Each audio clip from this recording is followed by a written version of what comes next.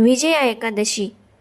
युधिष्ठिर ने पूछा, हे वासुदेव, फाल्गुन मास के कृष्ण पक्ष में किस नाम की एकादशी होती है और उसका व्रत करने की विधि क्या है?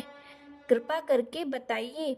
भगवान श्री कृष्ण बोले, युधिष्ठिर, एक बार नारद जी ने ब्रह्मा जी से फाल्गुन के कृष्ण पक्ष की विजया एकादशी के व्रत से होने वाले पुण्य के बारे में पूछा था तथा ब्रह्मा जी ने इस व्रत के बारे में उन्हें जो कथा और विधि बताई थी उसे सुनो।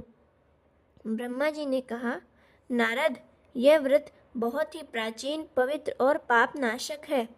यह एकादशी राजाओं को विजय प्रदान करती है, इसमें तनिक भी संदेह नहीं है।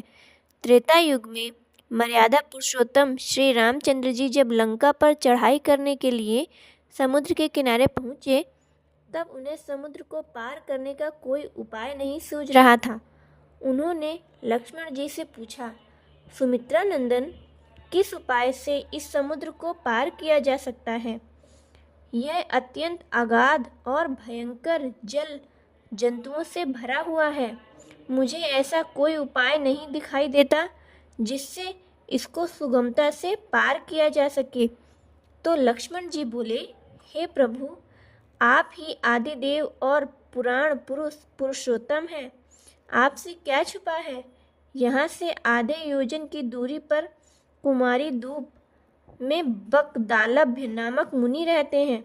आप उन प्राचीन मुनीश्वर के पास जाकर उन्हीं से इसका उपाय पूछिए। श्री रामचंद्र जी महामुनि बकदालभ्य के आश्रम पहुँचे और उन्होंने मुनि को प्रणाम किया।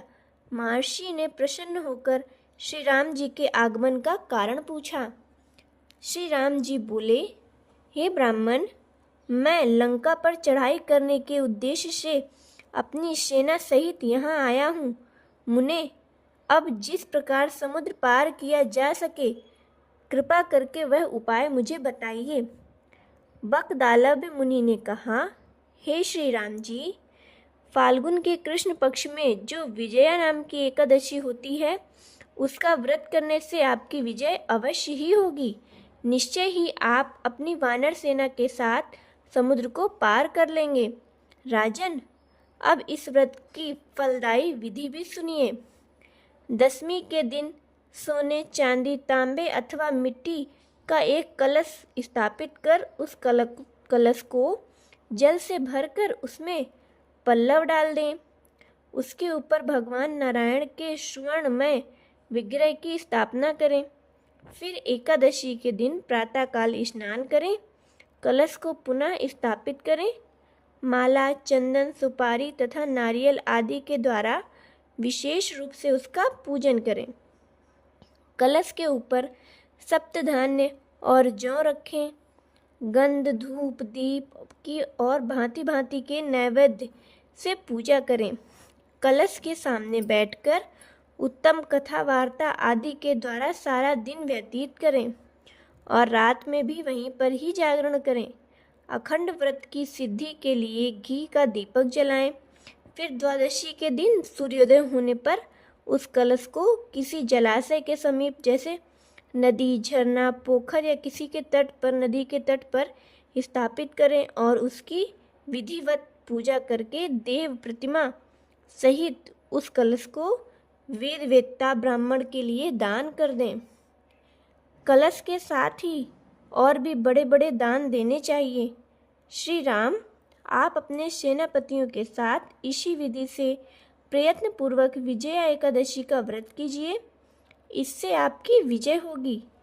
ब्रह्मा जी कहते हैं, नारद, यह सुनकर श्री रामचंद्र जी ने मुनि के कथा अनुसार उस समय विजया एकादशी का व्रत किया। उस व्रत के करने से श्री रामचंद्र जी विजयी हुए। उन्होंने संग्राम में रावण को मार डाला और लंका पर विजय प्राप्त कर ली और सीता जी को भी प्राप्त कर लिया। बेटा, जो मनुष्य इस विधि से व्रत करते हैं, उन्हें इस लोक में विजय प्राप्त होती है और उनका परलोक भी अक्षय बना रहता है।